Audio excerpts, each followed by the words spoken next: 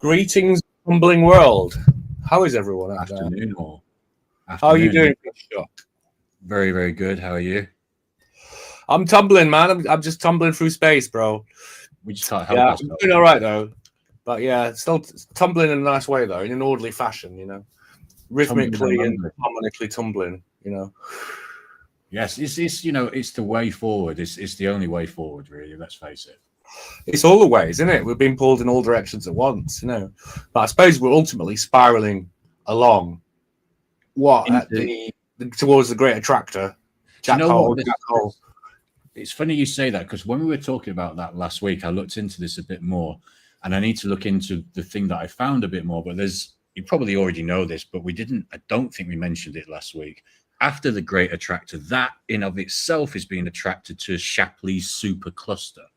I don't know if you've heard of that. Shapley's supercluster. Wow, what's going on in there? It's allegedly what's beyond. This is the thing I need to delve a bit deeper. That'd be a great band name, Shapley's supercluster. Yeah, it's got that kind of vibe to it, hasn't it? But yeah, it's apparently the thing that's even attracting the great attractor. So even sexier than Jack Hole. I mean, it's beyond Shapley. Shapley, yeah. S-H unknown, a massive cosmic force. You know, what could it be? A vortex? I don't know, man. I don't know. Maybe it's the four-dimensional vortex. It's the black hole. It's the center of the big, you know, the universal black hole. Maybe I don't know.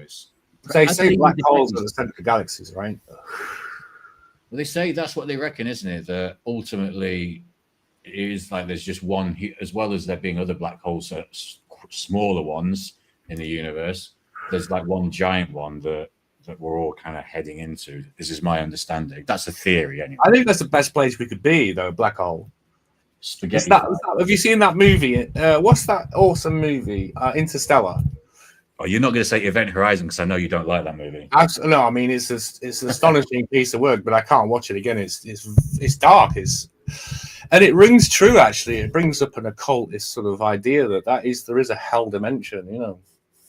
This is it. Yeah, I mean, it's through scientific means. It's a fascinating idea. Great idea for a story. It's terrible. It's a horrifying. And there's an uncensored version. Have you heard about that? You know, obviously. What? Sorry, the uncensored version. No, I didn't know. I might have seen. Piqued my curiosity, so I had to look into that. And is it just called extended version or something like that? No, it hasn't been released. There are scenes that I like. I mean, I can't even watch it. It's so graphic. Do you love that movie? I mean, you can handle it. What event? Yeah, usually. I mean, Event Horizon, I saw like maybe 2 or 3 times. I was going to say about Interstellar. That's one I need to watch again because I've only seen it once. I do need to watch that. Because at the end, he's in the 4-dimensional hyperreality. That's the library. That's exactly what that is. Yeah. That movie is so timely because it explains exactly what I'm kind of talking about. Well, yeah, exactly. I mean, what year did it come out as well? What, 09? Was it 09 or was it further back than that? 2009? Remember now. But it's around the time. Who's on the Google search? I mean, you know, one of us is going to look it up, aren't we? So, you know, I'm already doing it. 2014 it was actually. 2014. That was late because we were already talking about 4-dimensional reality. Say that after, isn't it? This kind of was like, I think that whatever we did, our shit posts and effort posts and what we did on the internet back in the day, it sort of influenced discourse and entertainment. But the thing is, they're peeling away from all of this conspiracy and stuff, and that's why there's no good movies now, because they've got nothing to talk about, because everything that's art has to be anchored in truth. And if you live, this is because we were talking about this last week, weren't we? How there's all the good movies that came out in 96 and 97. Oh God, yeah, unbelievable! Like a generation worth of movies in 1 year. And how shit movies are now and how they're all flopping. Yeah. So it's because they can't anchor in truth. That's like that latest Robert Pattinson movie, Mickey 17, which kind of should have been a hit. I mean, it's got Robert Pattinson in, but because people don't want to be politically fucking talked down to by the Democrat in disguise. Do you know what I mean? All that stuff. Do you see that? Do you see Mickey 17?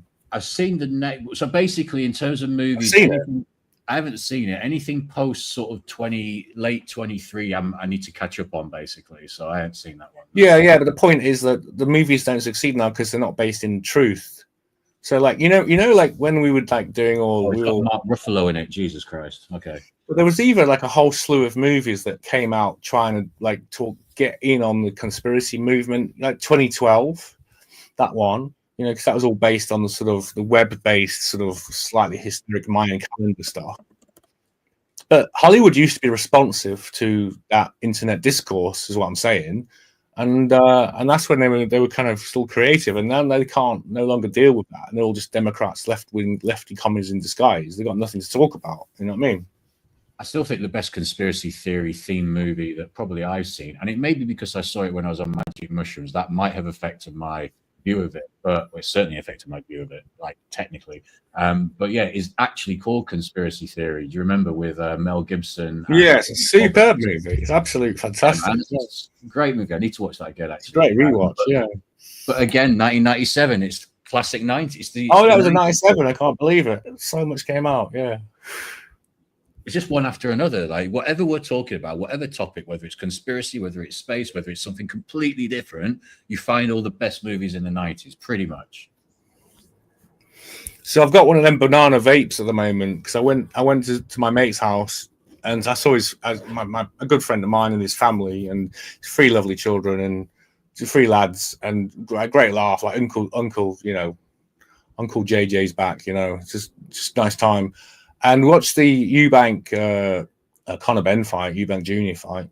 And I picked up, he likes his vapes. And I've got one of them banana vapes. I don't know what you think about such things. I've never, since I actually managed to quit smoking cigarettes a long time ago, it's never even something that's crossed my mind, to be honest with you. So they're going to ban them then. It's a symbol of freedom. We should stockpile these things, They're banning them, yeah. But it's not long since it's been touted as the sort of alternative to smoking, wasn't it? I thought that was kind of the point, well, half the point anyway, that it was like this better, quote unquote, better alternative to smoking, which apparently isn't, because it's just different kinds of shit chemicals. But yeah, apparently June 1st they're banning this little thing I've got in my hand, this banana disposable vape. I don't use them because otherwise you just you're sucking on this like you're sucking on air. You can just have it all the time. I go around there and I usually cane the whole one in the night and drinking and watching boxing and cane a whole one.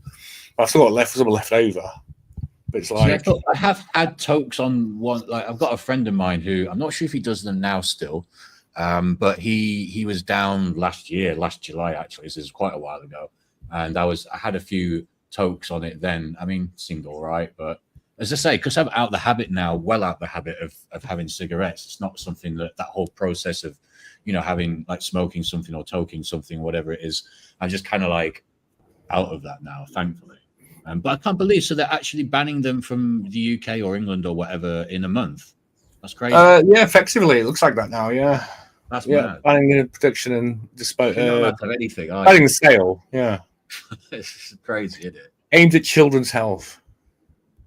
We'll just ban it for kids then. Why are you banning it for adults? I don't know. They will just smoking will just be illegal one day. We won't be able to smoke. It'll be kind of weird. It's like what they do. What this is. It's what they're trying to do is they're peeling back hundreds of years of freedoms that we had, in the matter of years. They're reversing hundreds of years, and at this rate, we've been smoking for 400 years as a culture and global civilization, and they'll just stop us doing that. Do you know what I mean? Yeah, people who are smoking in the street, It already seems a weird thought that not so long ago, relatively speaking, you could just sort of sit in the I have a memory of when I used to, before I was in my proper gym routine stuff, I'd go home, to the local pub after work, and you could just sit inside the pub with your feet up, smoking a cigarette. That just seems so alien now to think you could do that. It wasn't even that long ago. So I've got my idiot of the week. What do we call it? Escape from Idiot Land. Yeah, it was Escape from Idiot. Yeah, I think. Yeah. Have you found an idiot this week? Yeah, it's like a group of idiots and one idiot. Yeah, you go with yours first. All right. Well, I'll just explain my idiot of the week. What was the feature called? Get me out of Idiot Land. News from Idiot Land.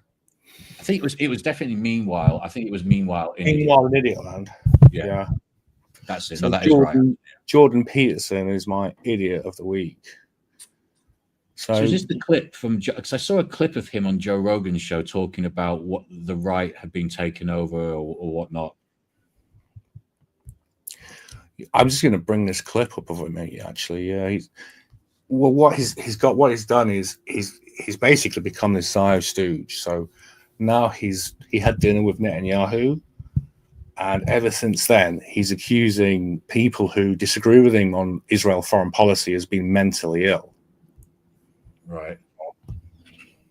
I saw he put and he was in Joe Rogan's show, and he basically. Have you heard of a guy called Nick Fuentes? Oh yeah, I know Nick Fuentes. Yeah. Have you heard of the Groypers? What they used to do? The what? Sorry. The Groypers. Not sure. The Groyper movement. They used to go into people's YouTube channels, like they'd go into CNN or they'd go into like anyone who was a commentator in politics or BBC or anything. And they would say, why aren't you talking about Israel? Why aren't you talking about, Gaza? Or they would just say, who really rules the world? And they would just say, why are you deflecting? And so he sort of had this sort of army of internet people who would raid streams.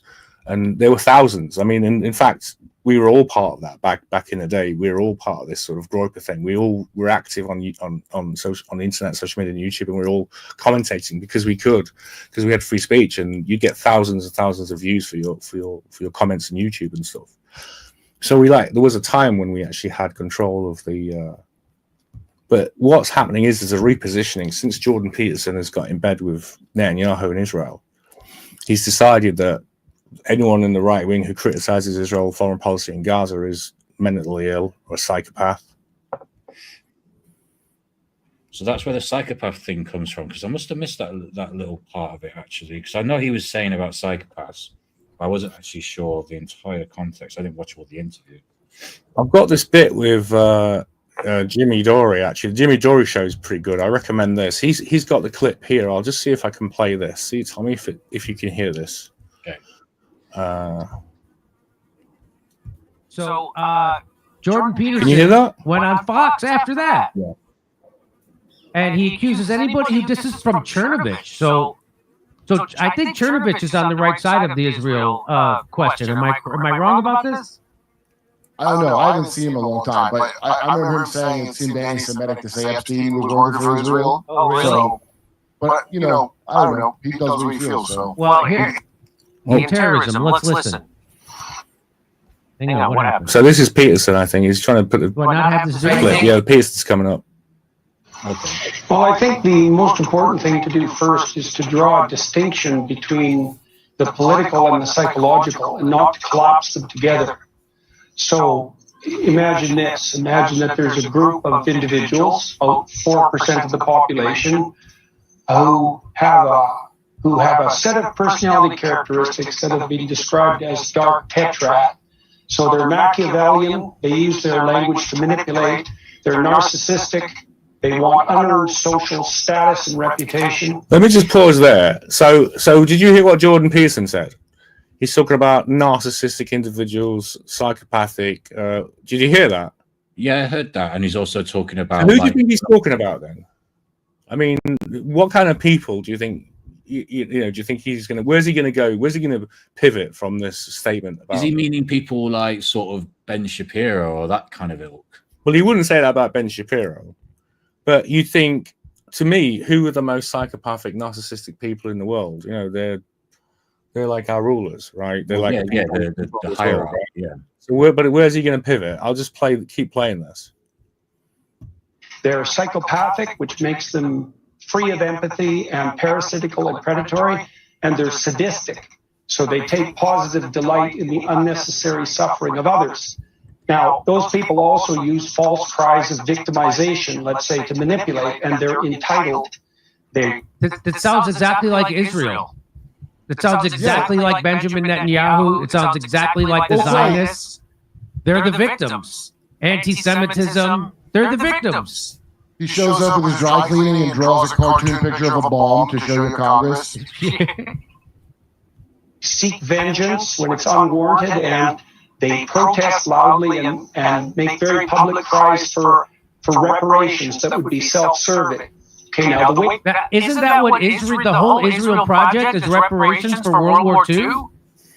Isn't that the whole? Am I wrong about this, Kurt? Isn't that the whole idea that they needed a safe I place? guess we didn't want to make it official because it doesn't make sense that. They're so narcissistic. No, I'll see. I would skip on to a bit more if he says a bit more. is they look That Kurt for Metzler what that he's with. Work through exactly the I'll same just hang stuff. on. What's that? Is that Kurt Metzler that he's with? He's I don't know who's Kurt's Metzler. Kurt Metzler is quite. I follow him on Twitter. He's quite a decent sort of political. Oh, really? commentator. Anyway, here we go.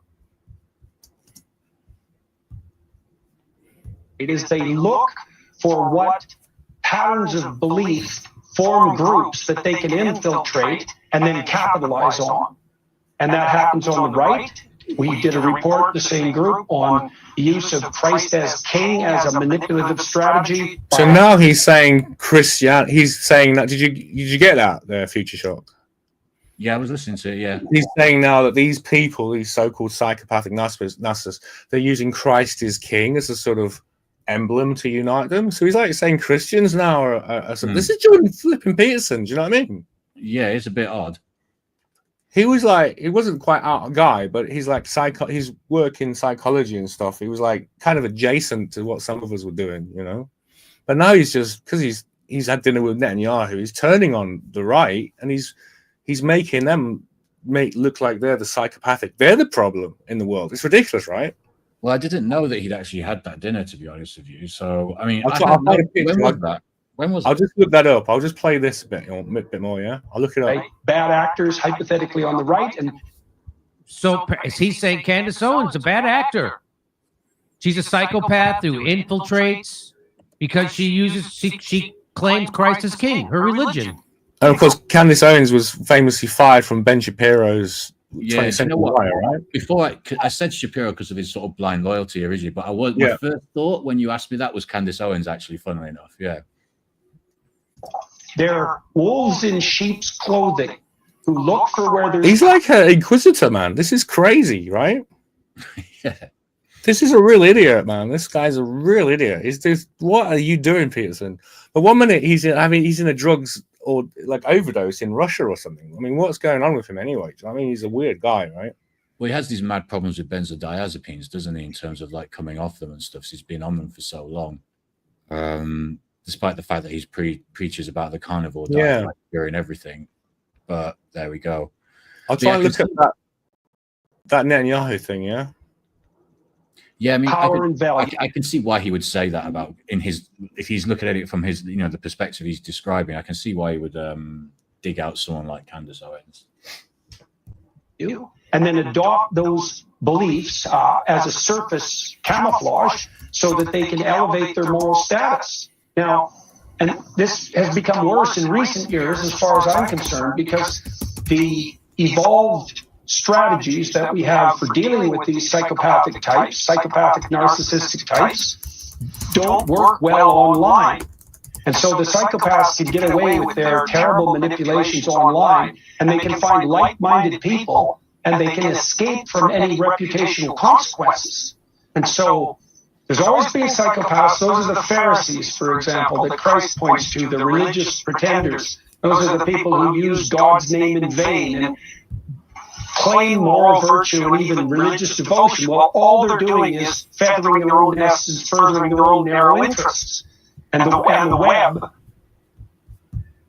social media, anonymity, enables them to organize and also hides them much more effectively. And this is a problem in religious organizations. It's a problem in political organizations, and it pathologizes the whole culture. Most people, 80% of Americans agree on virtually everything. And then there's these fringe people, and they're not political. They're psychopathological narcissists who cloak themselves in political guise. And we all have to learn to distinguish between the political and the psychological. We're not good at it. So here's what Glenn Greenwald says. How come Rumesa... So we have to now, political and the psychological and political, we have to split those. So when we're talking to someone who's got certain views, you supposedly have to psychoanalyze them and think about them psychologically. Could they be a psychopath because they're right wing? So he's falling step in line with the global communist agenda completely there. What do you think? Yeah, it's weird to see what he's been sort of like. It's weird to see the kind of change in him. This is why I asked, like, when did he have dinner with Netanyahu? Because I've noticed changes in him and sort of gone off a lot of what he's been saying in the past couple of years or so. So I don't know if this dinner happened very recently or whether it's like a bit back in time, is it? Also, if you just give me 1 minute, I've got like a little cable problem here. I've got some interference at my end. If you just give me, I don't know if you want to just talk about that for a minute. I'll be back. I just need to sort it out. All right. Well, I'll go on about something else. I'll go on about something that's coming up quite soon. Just give me 1 minute. Sorry. All right, no problem. So June the 11th is what's called the Major Lunar Standstill, and it's an 18.6 year cycle. It's very important. It's like there are so many megalithic and prehistoric monuments that were built to commemorate the 18.6 Major Lunar Standstill. It's called standstill because solstice is what a standstill is. It's like the sun stands still. So there's it's called a major lunar standstill. And in the same way that the sun stands still on the occasion of the winter solstice, when the sun is at the minimum angle of minus 23.5 degrees south of the equator. I've actually got a song to play. Actually, do you know what? I've got a song that I've written my mate because it explains all this a lot better than all this sort of stuff. So I'm just going to play a tune and just give us a second. Thea is one of the Titans, and the mother of Selene, the god. Okay, do this, and then do this. Listen to this. Our moon was created 4.5 billion years ago by a collision between an earlier, smaller version of the planet Earth and a Mars-sized planet known as Thea. In the Greek myth, Thea was one of the Titans and the mother of Selene, the goddess of the moon. Before the collision, Thea had been orbiting the Sun at one of the stable Lagrange points, until a rare conjunction of the planets exerted unusual gravitational forces to make it break free of its stable orbit and to begin its inexorable collision course with the proto-Earth. Unlike the Earth, which was born in the hot inner solar system, Thea originated in the outer solar system and so carried quadrillions of tons of ice. And in the chaos of the high energy impact in the vacuum of space, this settled on Earth as its water. The moon moderates the wobble of the Earth as it spins, without which the seasons would be extreme and unpredictable, making farming and human habitation impossible. The Earth's axial rotation would also be much faster without the gravitational pull of the moon, and our day would only be 6 to 12 hours long. Earth is tilted at an angle of 23.5 degrees as it rotates on its polar axis, relative to its orbital or the ecliptic plane of the Sun. It's this which is responsible for our seasons, the climate, and what we observe as the two solstices of the Sun. The beautiful dance of automatic precision, the planets and stars move along their finely travelled tracks. But where is the watchmaker?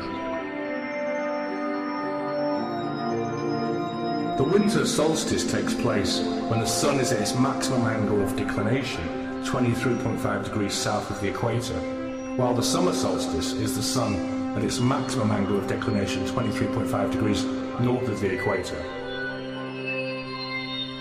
At the spring and autumn equinox, the angle of obliquity from our point of observation to the Sun is 0 degrees, and the days and nights have equal length. Solstice means solar standstill, and the Sun appears to stand still as the position of its rising and setting doesn't change for a few days as the midsummer or midwinter peak is reached. Just as a single orbital period of the Sun has 2 solstices a year, there are also 2 solstices during the orbital period of the lunar month. In addition to the 23.5 degree tilt of the Earth, the Moon's orbit around the Earth is also tilted 5.14 degrees. The major lunar standstill occurs when the maximum obliquity of the Earth to the Sun's ecliptic plane is combined with that of the Moon to the Earth's, which makes a maximum obliquity of 28.64 degrees. Since there are 2 lunar solstices a month, we will have a maximum summer lunar-solstice and a maximum winter lunar-solstice in the same month. The Moon will appear remarkable, rising higher even than the summer solstice sun at midday, and the full moon will shine, giving uncanny illumination to the night. 2 weeks later, the moon will rise lower than the midday sun of the winter solstice, and over the course of several hours will slowly caress the distant horizon. And people will ask, what is happening to the moon? Ancient monuments commemorate and predict aspects of these cycles. New Grange in Ireland was built to align with the sunrise of the winter solstice, where for 17 minutes sunlight enters through a roof box opening above the entrance to send a shaft of light to gradually illuminate the long inner chamber. At Carrackeel in County Sligo, light from the summer solstice sunset passes through Kernche's roof box to travel to the back of the chamber, illuminating in turn 3 different recessed tombs, as well as 2 large, upright standing stones.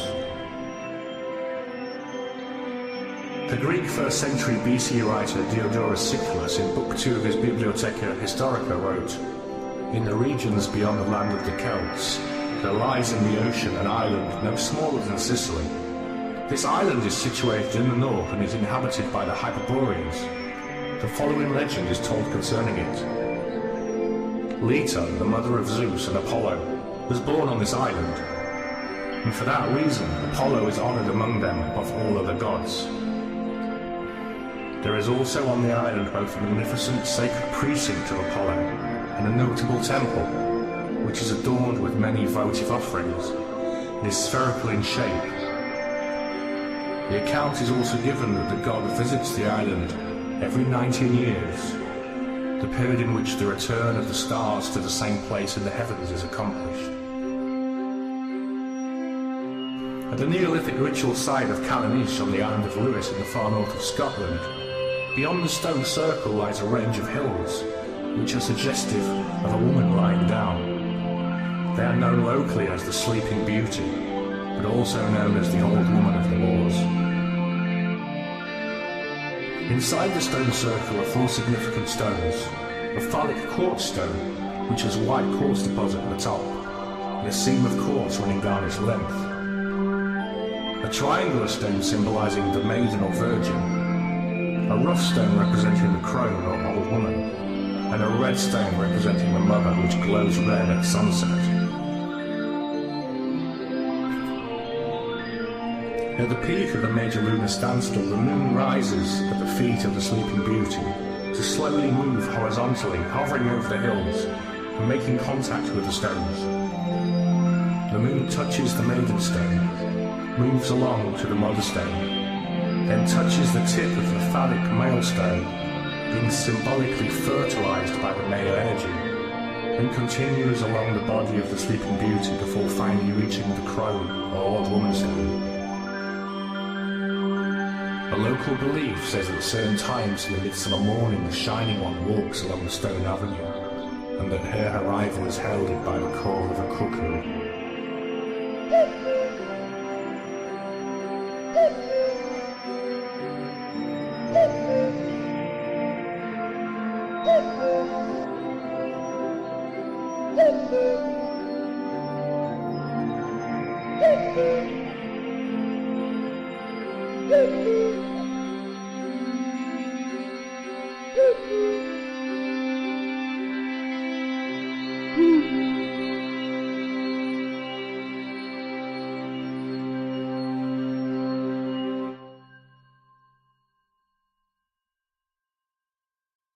I didn't realize your song was going to be so long.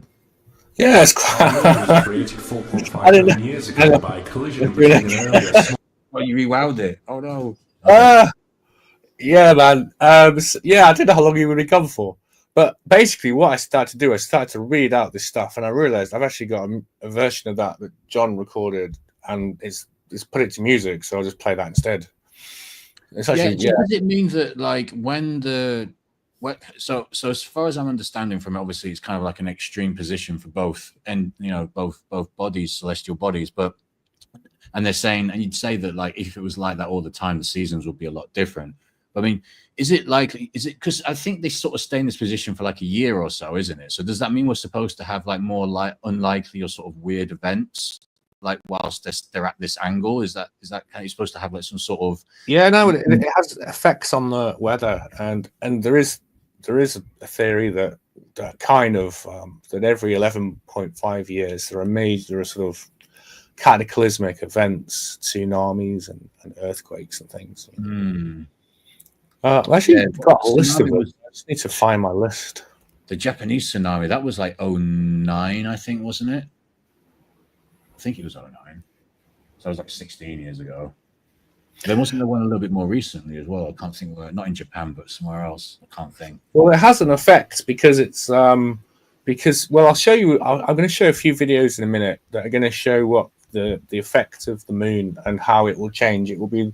I don't know if the song really explained it, but every 8.6 years, the moon will. It was seen as a visitation of a goddess back in the day. They called it Apollo or the god, and it seems symbolically returning to Earth every 8.6 years. And this is why they built these sort of stone circles and sort of Stonehenge, Neolithic monuments. I just like. I think it's a very interesting topic. I think no one knows about it, and it's something that's quite cool because. And a lot of the, I'll show a few videos right now actually because I don't know. There's not a lot of point talking when a video will actually show what the thing we're talking about is. I'm just going to share those. Let's do that in a second. So the first video, we're going to show. I mentioned Newgrange and Carrickeel, where in the instance of Newgrange in the winter solstice, it's in this instance it's the sun, but it illuminates. I believe it's the sun that illuminates an inner chamber. This is Newgrange. I'll just show you this. You have a cool one in San Francisco as well. I think everyone gathers at a certain time of the year. I can't remember it, but the sun just is in an exact position through a very long road that goes up the hill. And it's just like the sun shines straight down the road. There's lots of famous pictures taken of that position. So, yeah, it's quite impressive.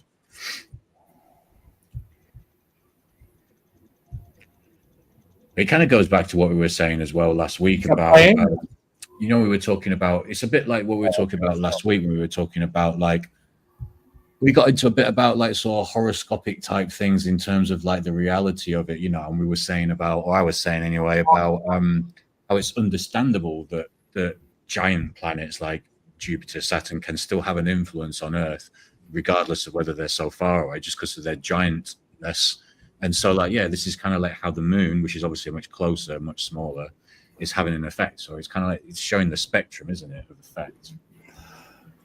Yeah, I'm having a bit of a technical issue right now. I'm trying to share that video and let's see if it works this time. Which you see that? I can't see anything. Oh, hang on, try now. Is it still not working? But I can't see. Oh, okay. What site? Which site are you using it from? I don't know. I can't seem to share to the screen because it's got the banner on it. So that's pretty. It's weird because I've shared it before though. Okay. Oh, that's a bit messed up. No, it should be able to work if there's no. Regardless of whatever the banner is in the background. So that's a bit of a weird one. Yeah. What was it about? Sorry. So what's that? What were you saying? What was the video going to show? Sorry, I forgot. So, yeah, this is going to show the major 18.6 major lunar standstill, and what it does is it's Carrickeel. It's in northern Scotland, and it's sort of it's too bad I can't show the video because the moon sort of it hovers around the horizon, and these stone. It's mentioned in the song. These stone quartz like a stone circle. So one of them is like the virgin stone, one of them is the mother stone. And so symbolically, the moon rises and the hills behind are called the Sleeping Beauty. And they look like a pregnant woman lying on her back. So this, like, the moon was this 18.6 year fertility cycle, I suppose. So it would rise over the virgin stone. And then it would be like, it would interact with the quartz phallic stone. And these sort of obelisks, they had like sort of, should we say, a tactical deposit of white quartz at the top and running down the side, kind of suggestive of something. Do you know what I mean? Is this Callanays? Is it called, the place in Scotland? Did you say? Yeah. So this is it. Yeah. So there's several different sites actually which commemorate different things. I don't know. I was looking at one, see if I could get a video. Maybe we could try. Yeah. Share that way, but I'm not sure if it's. Can you share it on your end? I'm not sure if it's the right one though. It says Kalanish, Sacred Moon. Yeah, Kalanish. Try that one. Yeah, it's Kalanish. Yeah, it's the Major Luda Standstill. Can you try and find that? See if you can share it. Maybe it's this. You were saying it's kind of like it shows. Yeah. I think this might be one. Hang on, one sec. Let me just try and give you this one. Whoops, I need to get the thing up.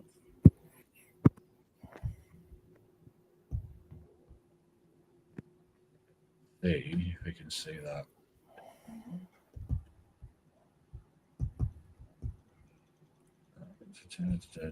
Just bear with me one sec.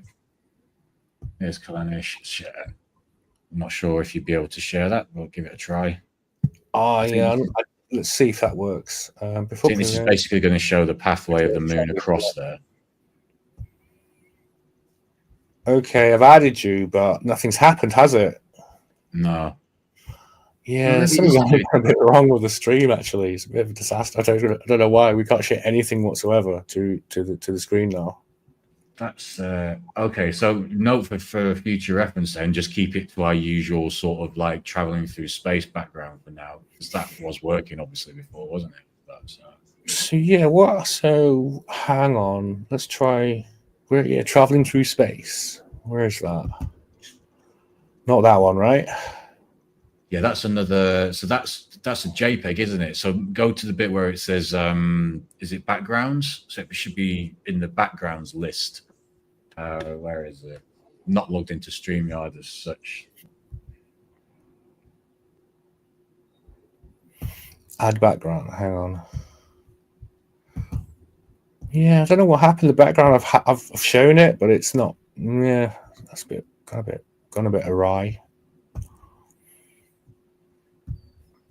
Okay, so anyway, listen. What about your idiot of the week? Oh, he's gone. Oh, you've gone. You disappeared from the stage. What happened there? Yeah, I thought I might try to log in on StreamYard and it kind of messed up. But I'm back now. You can hear me, yeah? Yeah, I can hear you. Yeah. So my idiot land person is a bear. Well, it's not a bear, not a real bear, but basically, I can't share the screen now, can I? It's a shame because it's funny watching the CCTV. But basically, it was this a group of people. I think it's maybe just a couple. I'm not sure. But basically, they tried to do an insurance scam. I've done it, man. We've got it. We've done the magic. We've got the video back, man. Look, here we go. So get your bear up, man. Well, hang on. Let me just get. Yeah, all right. Well, can I put Kalane on then? Yeah, you do yours, and we'll come back to the bear. All right. Okay. So this is it. This is this one. So summer solstice in Kawakil, where the rays of the sun penetrate into the inner chamber. In a second.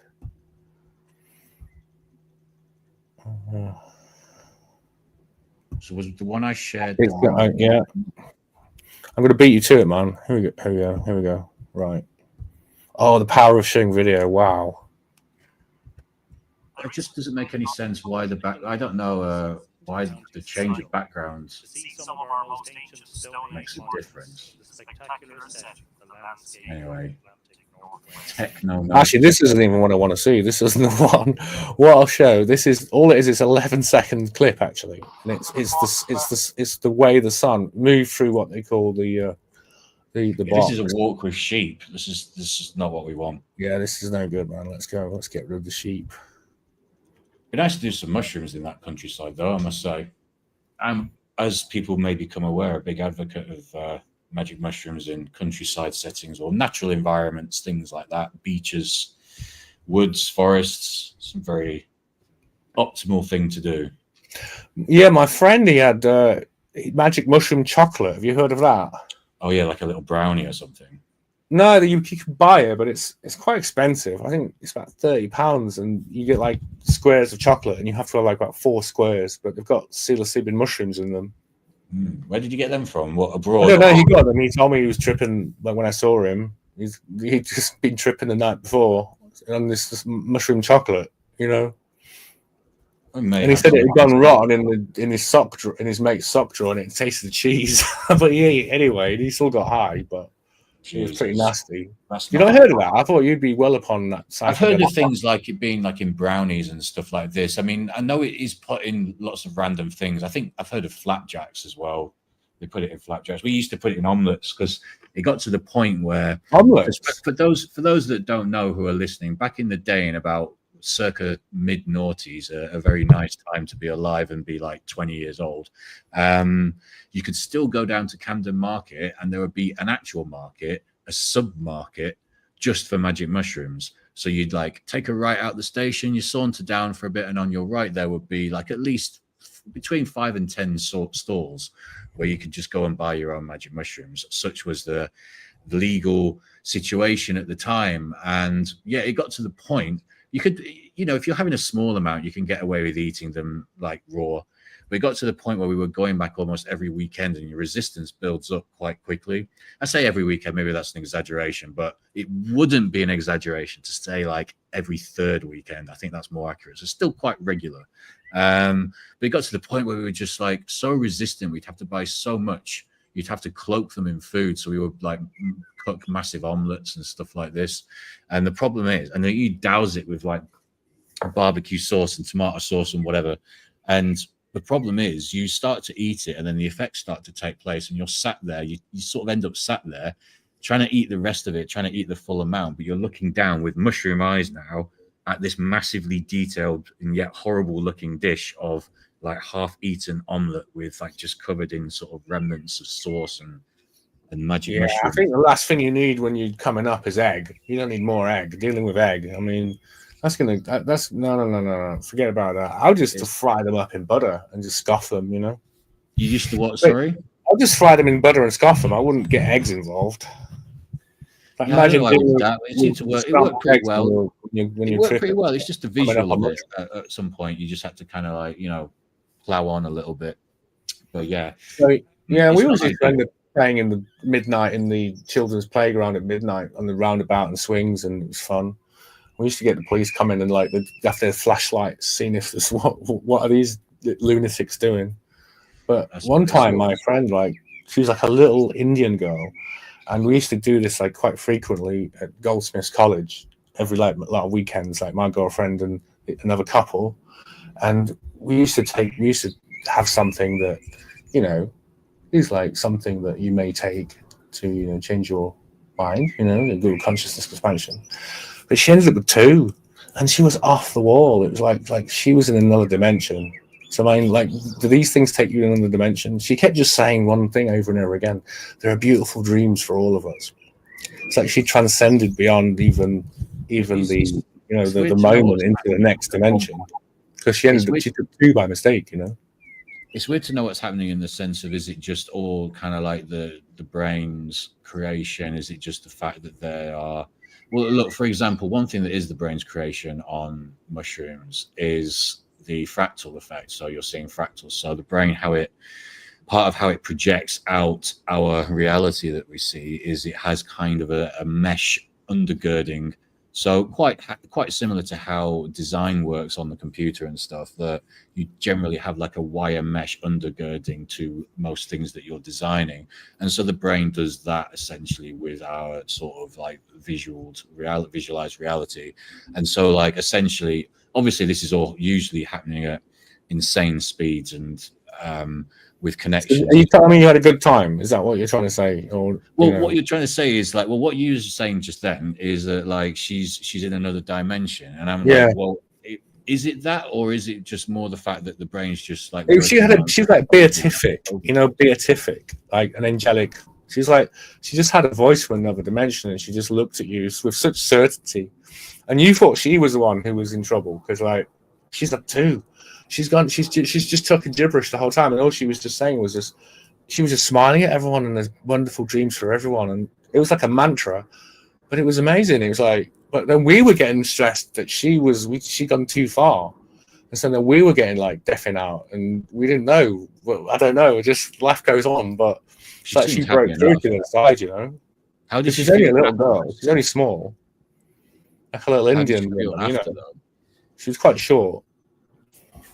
So it's like a double dose, you know, for a quadruple. So did you get any like massive like revelations about the nature of reality or anything on it? Because that's why you might want to pick mushrooms for a start, you know. Yeah, I mean, how did she feel like after it had sort of calmed down? Was she just sort of like blissfully coming out of it, sort of thing? Oh yeah, we should return to reality. Yeah. What did she think about that? Like, what was her takeaway from the experience? What did she feel about it? Takeaway. Well, it's funny you mentioned takeaway because that's what we used to do. We used to have, you know, you were saying about eating the mushrooms with the omelette, right? Mm-hmm. So we used to just do something else, which we won't mention here, but we did that. But we'd have that and then eat an Indian takeaway, so we wouldn't be hungry, and then we would just, you know, have the experience. But we had 4. We had 1 each, and one of them disappeared. I think we had an extra one. We must have had an extra one, yeah. And one was handed over and it dropped over the Indian curry. And so, well, never mind. Where's it gone? We don't know. And we thought, we've got a spare one. So we all had one. And then the little Indian girl had the Indian curry, and it turned out that's where it had gone. That's where the extra one had gone, and it had dissolved into Indian curry, and it was still as potent. Can you imagine? So like a little sort of chemical extract dropped into an Indian curry, shall we say? It still has the full force of effect. It's quite sort of strong stuff, you know. Well, it's kind of interesting because also if you have something that's sort of quite sugary, then that's usually a bad idea on on similar things to mushrooms anyway. So yeah. Anyway, listen, I've been promising it for so long. This little bit about the winters, the major. This should work this time. Yeah, I'll just mute it. I'll mute it. But I don't think we need muting actually. Hang on.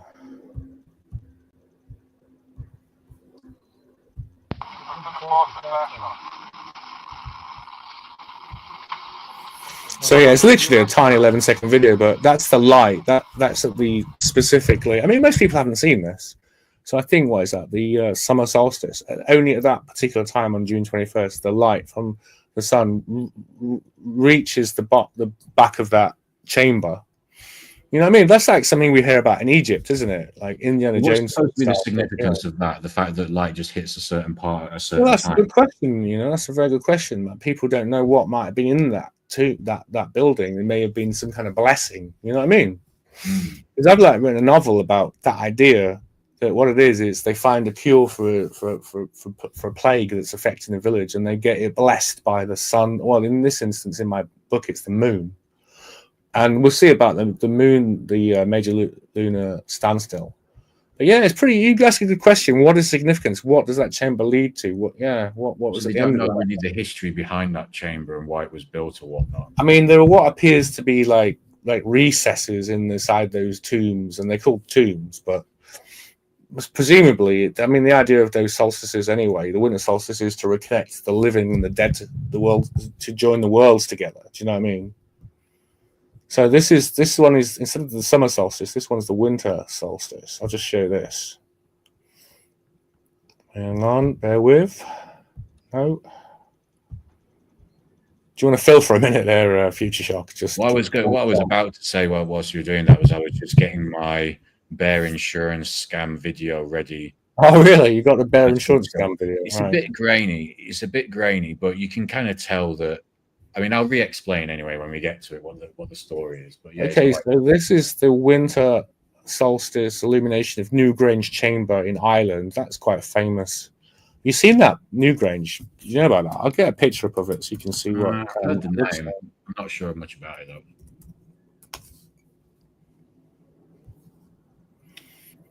I've definitely heard of it, but I don't know that much. Okay, I'll just play this though. Yeah, let's do this.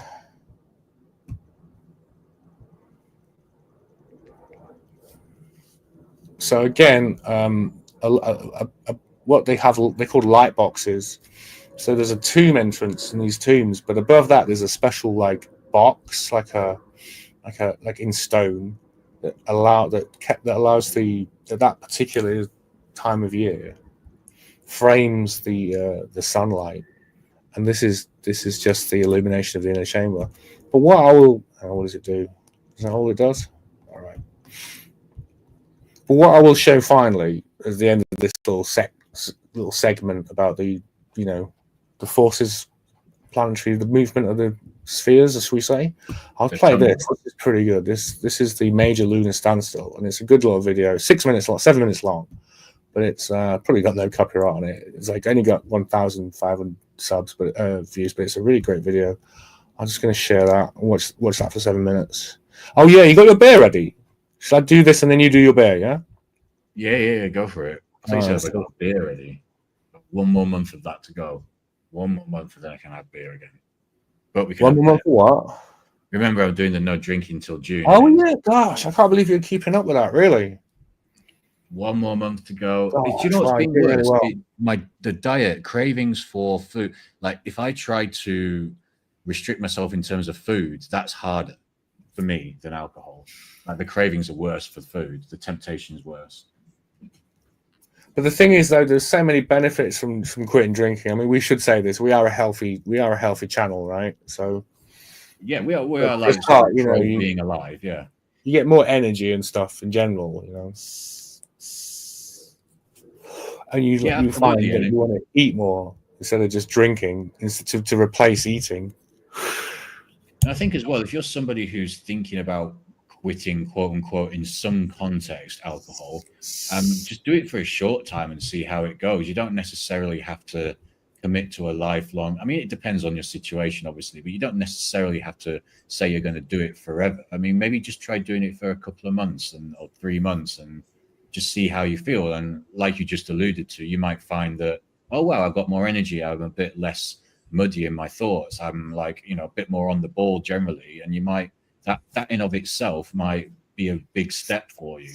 You don't necessarily have to go, oh, I'm going to quit forever, because that seems like such a much bigger task. You know what I mean? And then are you going to go back to standard protocol, standard operating procedure, or are you going to moderate or something like that? You can much easier moderate if you say to yourself, oh, I'm going to quit for 3 months. Do the 3 months, see the benefit, and go, okay, cool, I can drink now. But you know what? Because I've seen the benefit, I am going to take it a bit easier. I'm not going to be as stupid as before.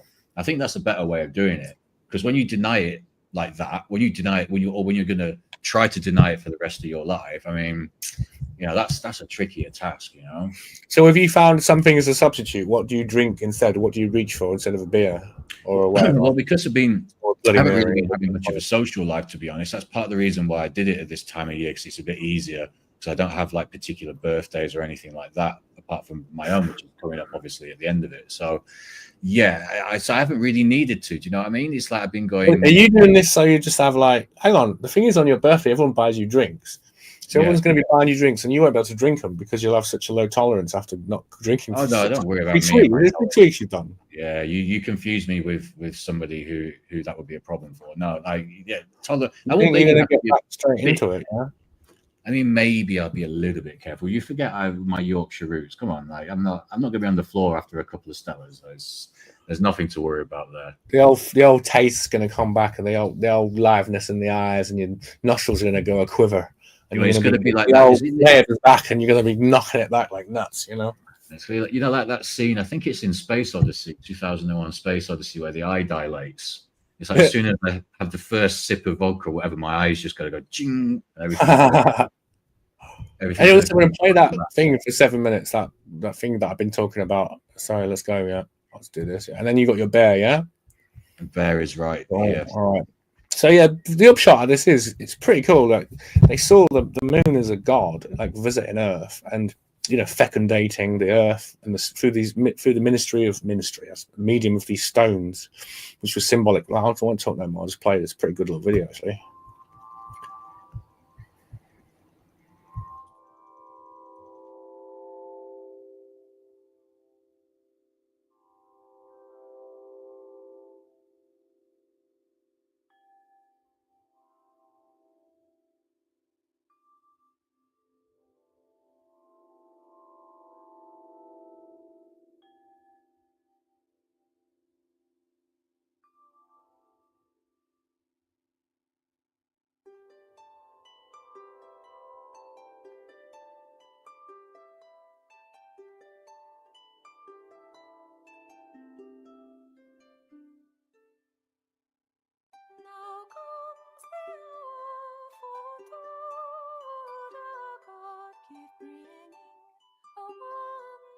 side?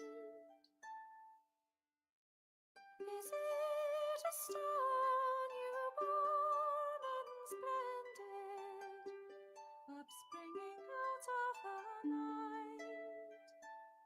Is it a wave from the fountain of beauty, a flinging foam of delight?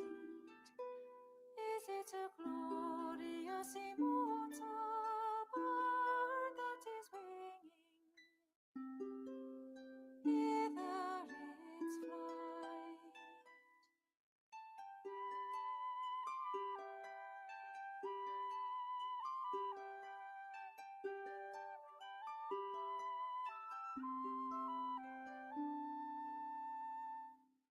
It is a wave high-crested, melodious, triumphant, breaking in light.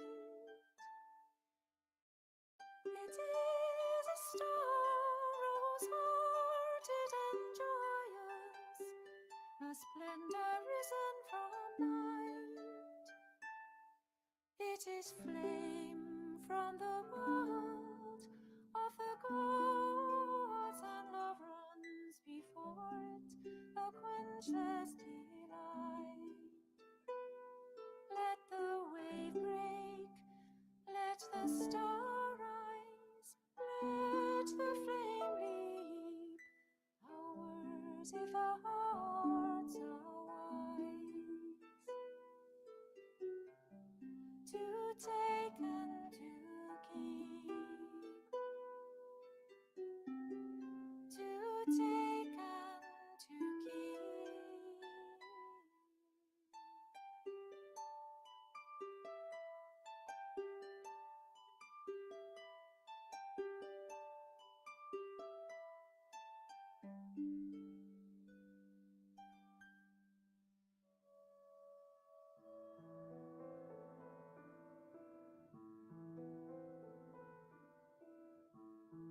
Bearers of the ancient wisdom, the secrets of our ancestors are woven into the mantle of your stillness.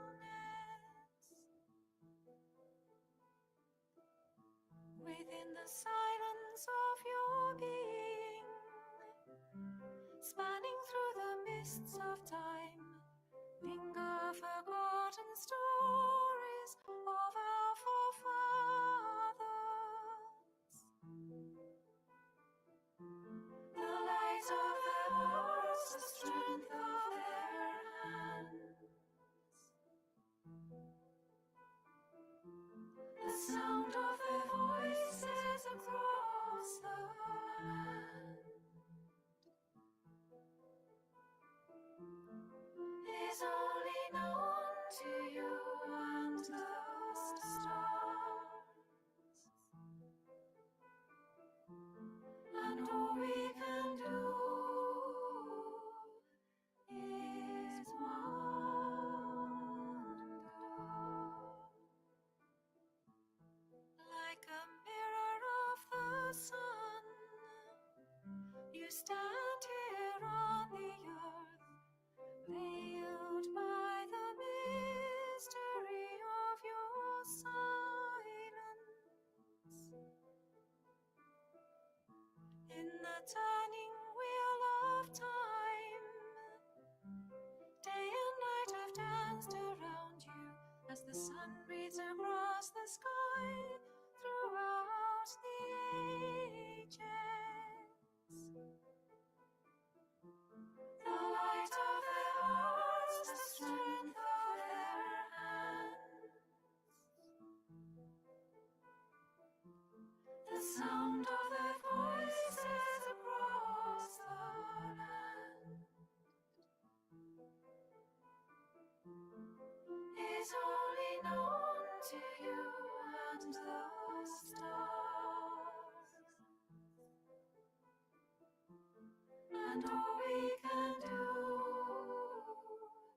is wonder.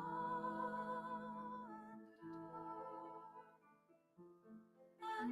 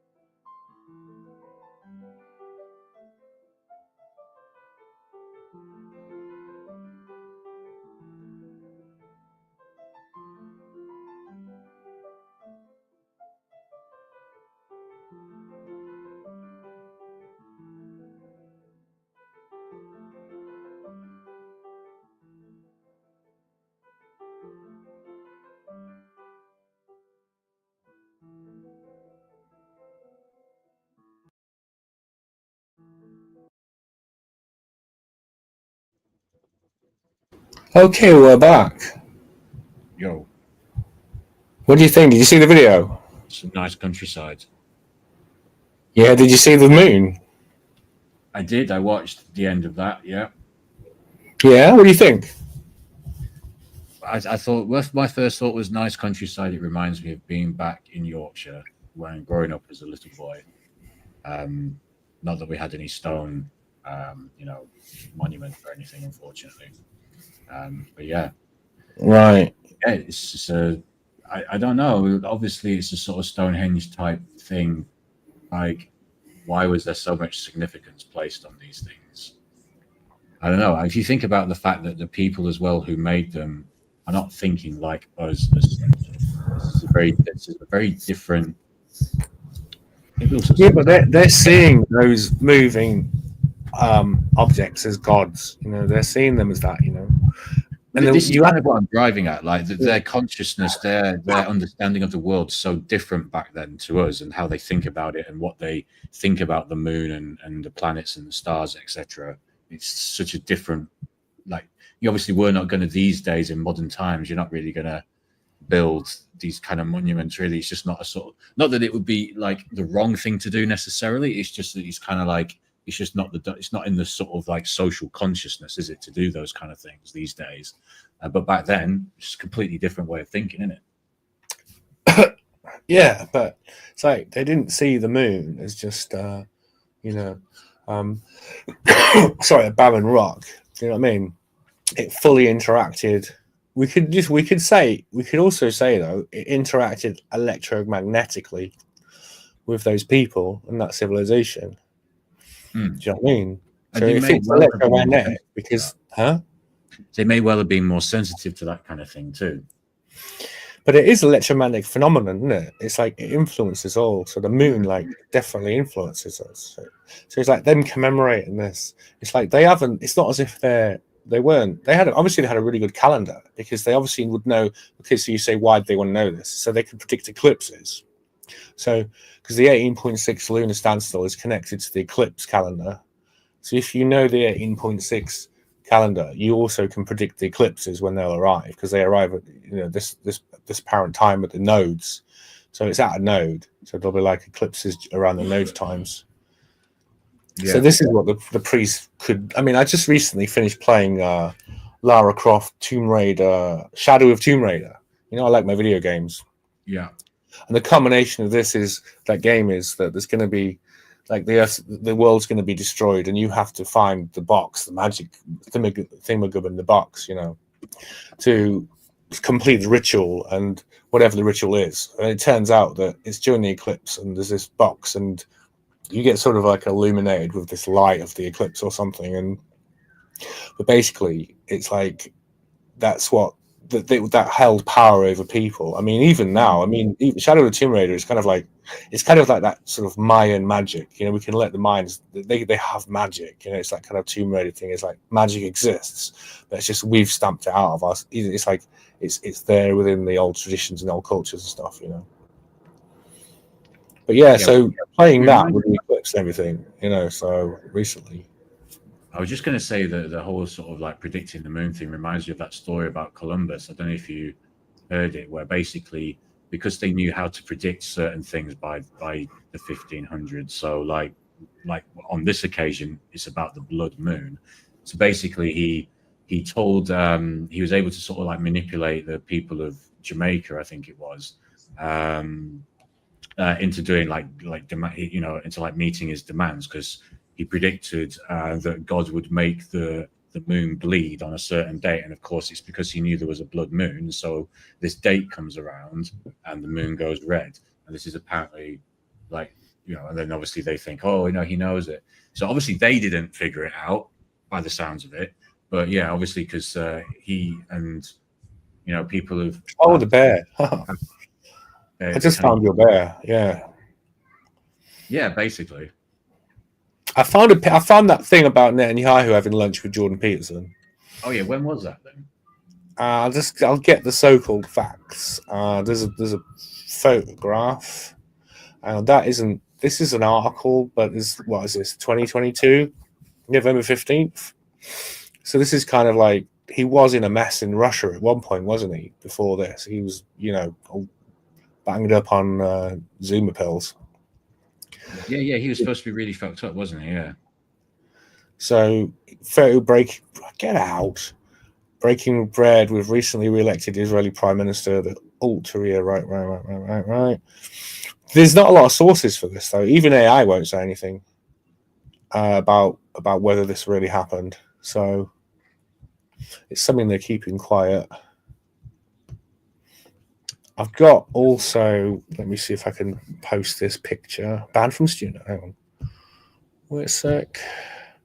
All right, we'll give you we'll be in your bears in a few seconds. All right, we'll just see if I can find that picture. Is that it? No.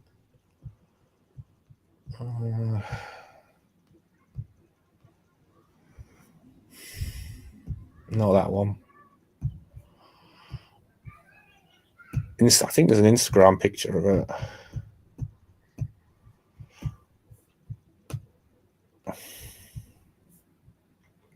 So yeah, that was it. So it was like, it was food. Which one? Can you see that? Columbus Foods. That's the one. I thought it was that. You seen that yourself? Yeah. I can't see anything at the moment. I can't see anything on the screen. No. Oh, can you not see it? Oh, hang on. Sorry, bro. Hang on. Sorry, it's not getting shared. Oh no, that's annoying. No, that's yours there. All right, hang on. Do I need to remove? No, I shouldn't have to remove that. Let's try again. So cutting edge Yeah. prowess for both of us, I'm sure. Okay, this is it. This is what I've been talking. Can you see that? Not even. And now you can. Yeah. Oh, maybe now. Yeah. Hang on. So I'll just zoom up a bit. Okay, so what's that? Does that look real? Is that a real picture? Is that AI? Can you see it? I mean, it's hard to tell from there. I mean, I think it is because this did happen, didn't it? Like the trio meeting. So Jordan B. Peterson, presumably, he said he must. Yeah, but hang on, Jordan Peterson. Yeah, so this is Jordan B. Peterson's. Apparently, it's his official. So he sent that picture of that happening. I mean, because like make that what you will, Shapiro met with Musk and I think also Netanyahu, didn't he, one time, and they were showing Musk around the camps at Auschwitz. Yeah, they'll get their little history lesson, so called. Yeah. Anyway. Yeah. Yep. So give us your bear then. So that didn't come up. So yeah, I think you just have to share the screen. I can't share it, can I? Because you can't. Oh, I'll do it. Yeah. Okay. Okay. Here it is. Yeah. So yeah, I guess if you just keep it muted. Oh, I have to play it, don't I? Whoops! I'm so used to you playing videos today. Okay, right. So, but basically, what you're going to see at the start is obviously CCTV of the car, and obviously it is a bit grainy. But you see this alleged bear, and this is the scam they tried to pull off. Someone dressed like a bear and pretended to fuck around with his car, and then they tried to claim the insurance on it, and then basically. They found the police ended up finding the bear costume at their house. So not only were they stupid enough to think of this as an idea in of itself, they didn't even get rid of the bear costume afterwards. They actually took it back to their house. They didn't even hide it somewhere. They just took it back to their house. So it's pretty idiotic. I can't lie. But let's. Oh yeah, we got the subtitles coming up as well. So yeah. I mean, already that to me looks kind of like a human moving around. I believe that was a bear if I saw that. That's definitely a bear, right? That's there. definitely not a bear. It's a bear costume. So yeah, basically, these people got done for this, and it's just fantastic idea, isn't it? It's foolproof plan. I still think Jordan Peterson's stupider than those guys. So how much insurance was at stake? Do you think? I don't know. Actually, it can't be that much. This is probably like a criminal record. It doesn't bear thinking about. It really doesn't. No, that'll have to go down as an excellent pun. But yeah, so I mean, the car doesn't look like it's going to be fetching that much. It's not really worth it, is it? Let's be fair. But there we go. I mean, yeah. Technically speaking, for the depth of it, Jordan Peterson is the bigger idiot just for the sheer depth of it. What even is the bear? What even are they doing there? Like what? It's kind of odd. It's like two ends of the idiot spectrum, isn't it? At one end you got Peterson in a sort of being an intellectual fool, and at the other end you got sort of like these completely anti-intellectual fools here, isn't it? But there we go. Should we do a musical break? Should we play one of your tracks? Should we play one of your tracks? Like play a bit of music. Let's mix it up. I always want to play. How though? Sorry, because I haven't sent. Well, I've got your future shock consciousness final moments. Is that your we track? can play that. I forgot we still had that. All right, I've got that. We'll put that on, yeah. Let's have a bit of music. Yeah. How long is that track? That is 6-ish minutes long. I think. Oh, let's have a bit of that, man. I like to hear your stuff anyway. Yeah. So I will just preface this by saying that this is from 2015. So this track is actually 10 years old. So it's more of a track about vibe than technical production levels. But it actually got to number 3 in the drum and bass chart at Christmas time. We were going for Christmas number 1 drum and bass wise. Really? We got to number 3 in 2015. So there we go. All right. Well, thank you for introducing this track, and I'll mute us both, and we'll play that. 6 minutes old. Let's go, yeah? All right.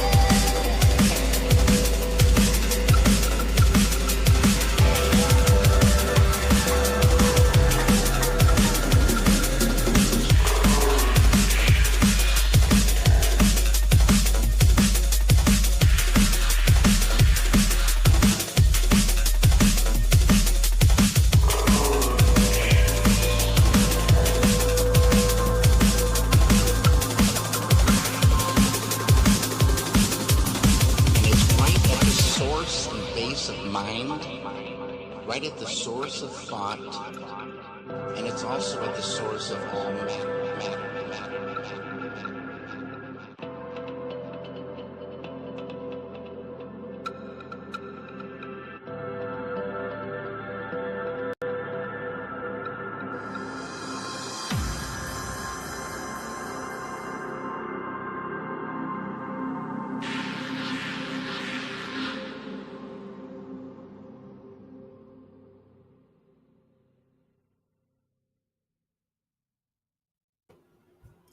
Okay, there's a pretty epic track from our friend Future Shock, who's presently unmuted and muted himself. So, in the interim, he's back. Are you right there? Take a bow, man. That's a good track, man. 10 years ago, man. That's crazy to think that's that old now.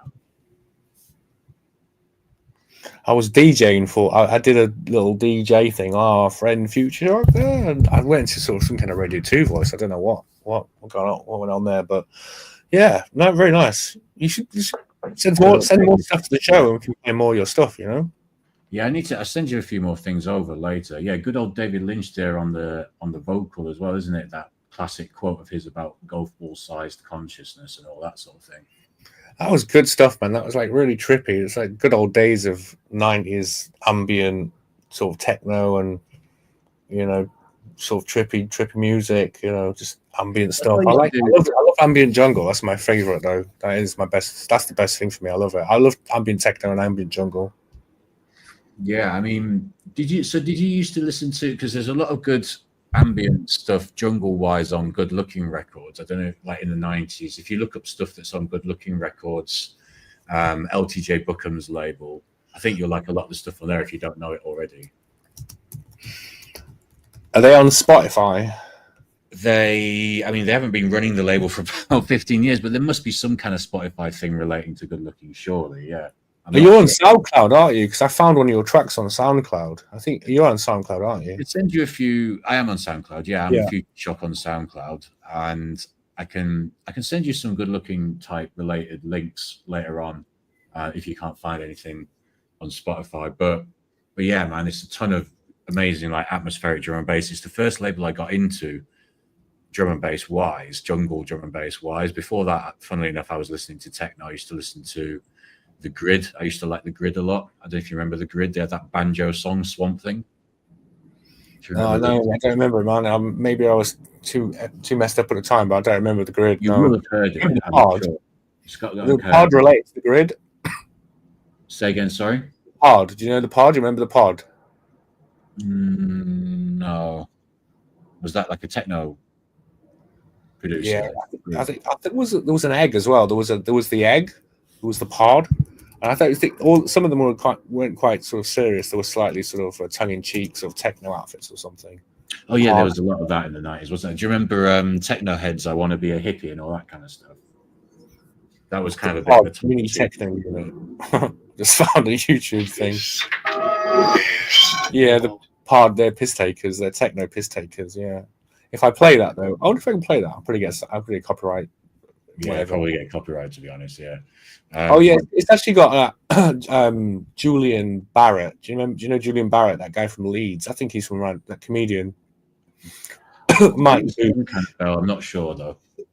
Yeah, he's in the Pod. I remember I saw them at the Edinburgh Festival once. Yeah. So they were around in the 90s. They were around the same time as Grid and all that kind of stuff. Like sort of the Grid, yeah. That's around. Yeah, I think it would be 97. So it was just because, in fact, it was complete luck that I even picked up a jungle, like drum and bass jungle CD for the first time. There used to be one of these sort of independent record shops close to where my school was. We used to save lunch money, as you did, to get stuff from the record shop. And I went in, I'd saved up, I was going to get a techno mix CD. That was kind of what I had my heart set on. I'd saved up 12 quid for it. Just been eating like packets of beef Space Raiders at lunchtime and saved my lunch money for a bit. Went in, and I used to have one of those ridiculous puffer jackets, really big arms. I ended up knocking off the shelf this CD. It clattered to the floor, and the guy's looking at me, and I'm like, whoops. Went to pick it up, and it was Knocked him off in a puffer jacket. Puffer jacket. My yeah. puffer jacket arm knocked this CD off the shelf because Oh. it's so big and stupid. Right. And it turned out that it was this Jungle Mix CD from LTJ Buckham, and I'd just seen a documentary on the whole thing about a week before. But because I was into techno at the time, I wasn't into jungle, drum and bass, anything like that. I didn't know anything about it. So I was just going to get a techno CD again, another one. And yeah, so I picked it up and I was like, oh yeah, shit, that's the guy from the program. And it was 12 quid as well. So I was like, do you know what? And it had a really nice, fucking really lovely neon blue, dark lit cover. It was a really sick classic, a classic cover in drum and bass. And so yeah, that sold it to me. And then that was it. From there, I was into jungle drum and bass, and I was buying jungle drum and bass records and CDs and mixtapes, and everything was that. So if I hadn't have knocked that frigging CD off with my stupid big puffer jacket, I might never have gone down that road of jungle drum and bass. I could just still be listening to techno, maybe. You know, it's weird. You know, grind. You know, there's little twists of fate that happen in your life. Yeah, twist of fate. Yeah. So what got you into drum and bass music? Just what do you like about it? Like the frantic rhythm of it, or? I think it was just the unusual rhythm in terms of the drums. I mean, I liked the, because especially with Good Looking, it's very kind of atmospheric. That, you know, they're a liquid or intelligent drum and bass label as such, and yeah, it's very atmospheric, spacey, cosmic sounds, but with that chaos, that energy of the drum and bass beat, the jungle beat. So it was just something that was a bit different to what I'd listened to before. I suppose the closest thing to it that I'd listened to before was maybe Prodigy, No Good, like things like No Good Start the Dance, or any like kind of that times Prodigy.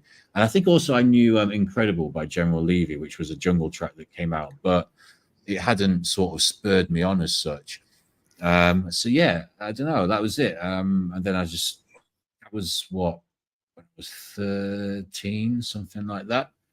So yeah, and then that just set me on the next sort of 30 odd years or so of raving and all that kind of stuff. Do you know what I mean? So yeah. So as a young, did you go to, was the Blue Note still around in Shoreditch when you were in London? No, I think so that's one of the ones I regret not being able to get to. Yeah, that was the best place, man. Amazing. Yeah, like that was like a chill. In those days, they had a chill out room, and you know everyone was just pilling. Just that's what you did. And if you want to listen to that music, good luck being drunk. Do you know what I mean? Just gonna make me be sick and just be a bit weird. But it was just like good, and it was kind of. But then you'd go to the chill out room, and it was like everyone was like it's just like being in a festival or something. You could like it's all drapes on the ceiling. It was all about just like maximum sort of relaxation. Because everyone was in there was like really high and just wanted to lie down. Do you know what I mean? So you got like banging like mad beats. Or sometimes though, if the problem is if the guest DJ was like officially like particularly sort of snobby, he'd make that the VIP area and it'd be closed. So the chill out room would be closed because like the VIP DJ was using it and you couldn't go in, which is annoying. But yeah, that do you ever go to any good clubs you remember back in the day? So yeah, I was going to say when you were talking about it, I mean, it's reminding me of, I still was fortunate enough to get down to London in time for Classic Nights at the End, Turnmill. In fact, no, not Turnmills. Not Turnmills, yeah. I didn't make it. That was back in the day. That was a good place, yeah. The End, there was Under the Arches, there was Herbal, and then obviously early Fabric. Obviously, it was different. Obviously, the same layout as it is now, but it was quite different back then. Fabric, the way it was, the ethos of it, and the attitudes there. These days, obviously, it's a way stricter kind of environment than it was back then, if you know what I mean. So yeah. What else? What other clubs were there? I'm just trying to think. I mean, we were at the End a lot. That's a miss. I mean, they tried to reopen it as the Den in about 2011 or something like that, and they just never kind of, I don't know what happened with it specifically, but it never took off. So that's a shame. The End was such a classic club. You had the dance, it had the DJ booth in the middle of the dance floor, so you sort of circled the DJ, and it just made for some amazing vibes there. What else did you have? I feel like I'm missing out an obvious one. Egg's quite good. Have you been to Egg? That still exists. That's one that's sort of stood the test of time a bit, same as Fabric. But we've lost a lot of them, haven't we? We've lost a lot of clubs. I think we've still got places like Village Underground, but we lost Printworks. That was a more modern one, but there's a lot of places that have closed down. The end was years ago. You know, the last end night was probably like 2009 or something. Yeah, it's a shame, man. It's a shame. So is there still like a market for this music though? It's like that's the thing. Is it's like a what night do you play nights? Have you got some like other things in London going on that play the ambient jungle drum and bass music? You know? So I've got a night. It's kind of like unconfirmed and confirmed. I just haven't sorted the date out yet, basically. But I've got a night that I'm playing. Funnily enough, a good-looking record set. So the label I've just been mentioning.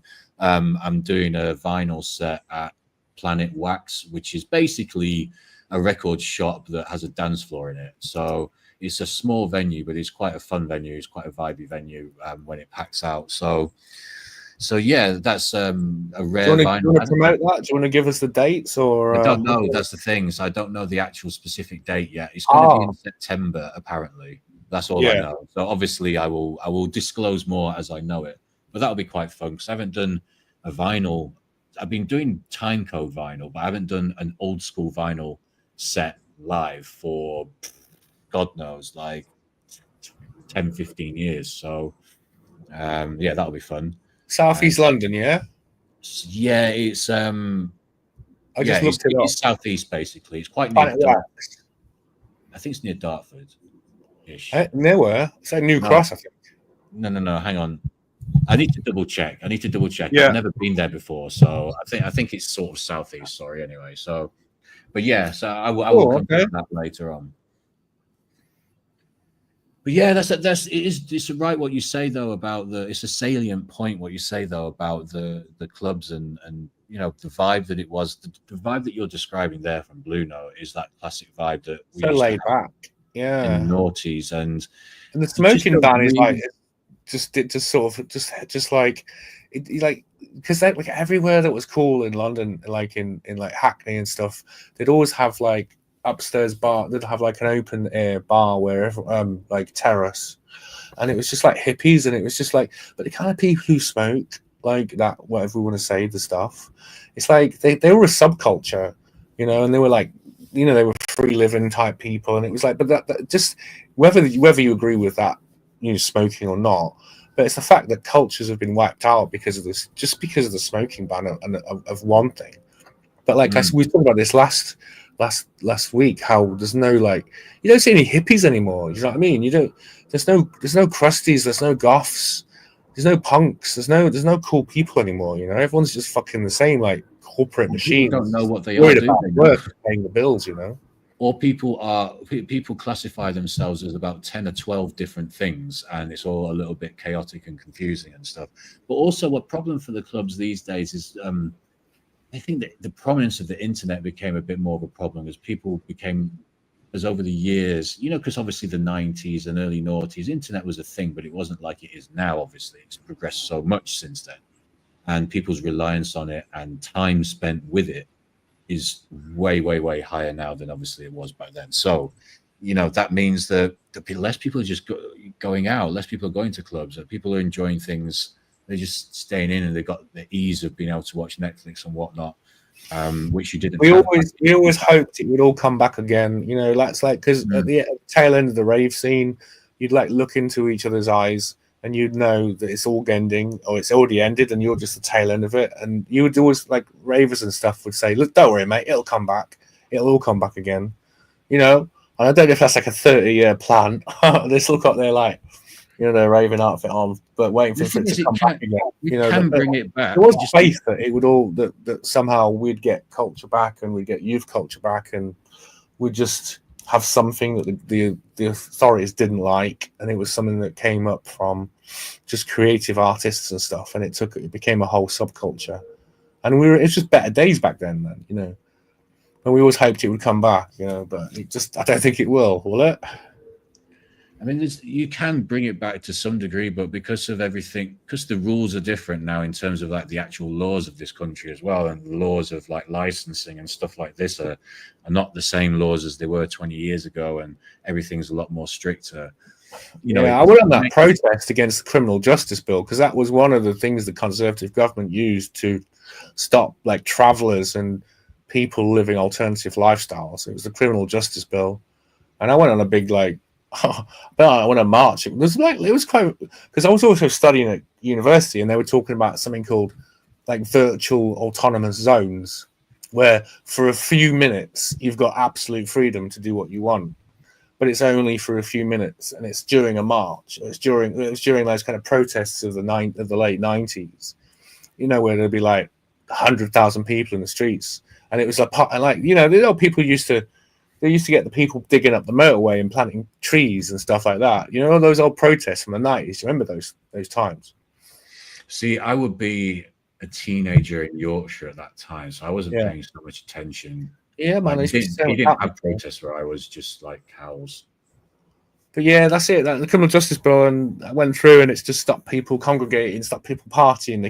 You couldn't group more than 14 people together with God knows, it all became really you have to have a license for gatherings and parties and things like that. Commercial parties and things. It just effed everything up, man.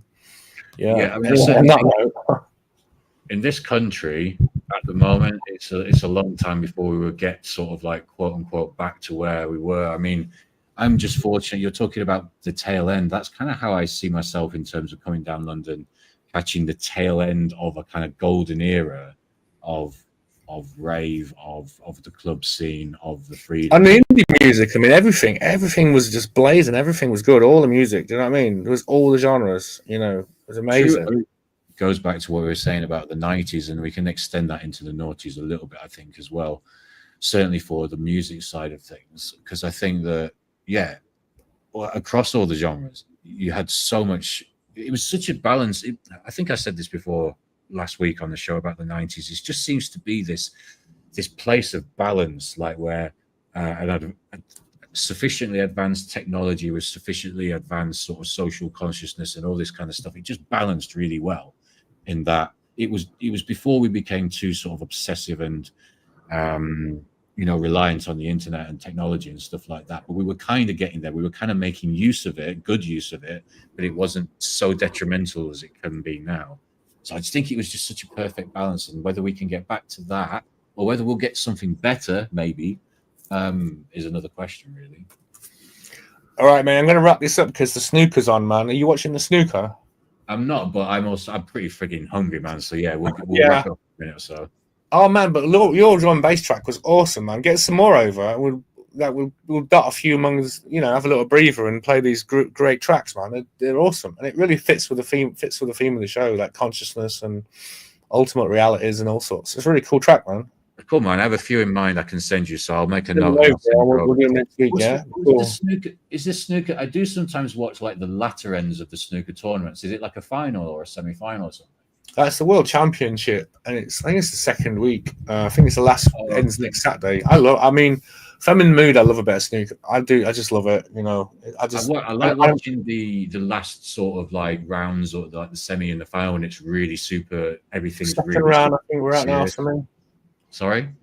I'm on this. We watch a snooker stream somewhat illicit on Kick, and I've got all these these people who know me, and we've been they know me as Truth Spoon, and we've been chatting online while watching the snooker for years. And the best way to any sport is with a chat box. It's so much fun, just perpetual commentary on the action and just taking the piss and having a bit of fun. You know what I mean? Yeah. To be honest with you, I kind of have done that with football. It's just a little bit tricky with football, but yeah, I don't have anyone that I kind of watch. Sometimes I'll be WhatsApping people, but no, it is. What was I going to say? Sorry. That it is more fun. Thing is with the football ones, you get a lot of people. If you're going in chat rooms when you're watching them on borrowed streams as such, you get a load of videos there. But yeah, no, it's fun, man. It's good fun. I mean, snooker. I've always found snooker. Have you played snooker before, by the way? Yeah, I've played snooker. Yeah, you appreciate it once you played it because you already know it looks difficult before, right? But when you have played it and then you see what these guys do, man, you have such an appreciation for the skill that's required. I think we went into that a bit. We talked about archery. Was it last week when we said about you getting into that zone? And it's And look at Ronnie O'Sullivan. He's a classic example of his ultimate opponent is himself. He's such a great character. I mean, if he's he'll go off, he'll shave his head or he'll he'll snap his cue, or he'll snot, or he'll bite off the tip of his cue, or he's just so funny. I just love these theatrics of his career, you know. It's The crazy. latest one was that he was snotting all over and blowing his nose. He was really pissed off Ali Carter. I think it was the Masters last year, you know. The year before, I think it would have been, yeah. Just doing disgusting things, Mario Sullivan, but he can play really well or really badly depending on his mind, and it's beyond matter. Do you know what I mean? These sports, I think, you know, it's like, yeah. Well, there's almost kind of like a will or a sort of belief and will. I remember when I've been playing pool, again, this might have been what we mentioned last week, but playing pool stoned kind of did that for me, like almost predicting the shots in as opposed to playing the shot in a way. It's hard to explain, but yeah, there's a will side of it that seems to come in. There is, absolutely. And there's the confidence side, isn't there? All of those inscrutable elements that you have to be a sportsman or something successful. It's confidence, it's will. And they're inscrutable quantities. No one can give you a Coca-Cola fizzy drink with those that will give you those vitamins you need to get those things, you know. Oh yeah. It's not something you can kind of like take in a well, maybe you can take in a pill. Someone can maybe do that, but yeah, it's difficult to reproduce fully for sure. All right, man. All right, on that note, I'll play the music and we'll say goodnight to all the children tumbling around the universe everywhere. Okay. Yeah, we bless to all those people tumbling. You know, you keep tumbling. You don't have much choice, but you know, yeah. Let's just tumble on, yeah. All right, man. Until next week, we'll keep tumbling, yeah. We will be back again at 6 p.m. next Sunday with more cosmic oddities and bits and bobs. All right. Ciao. Bye bye.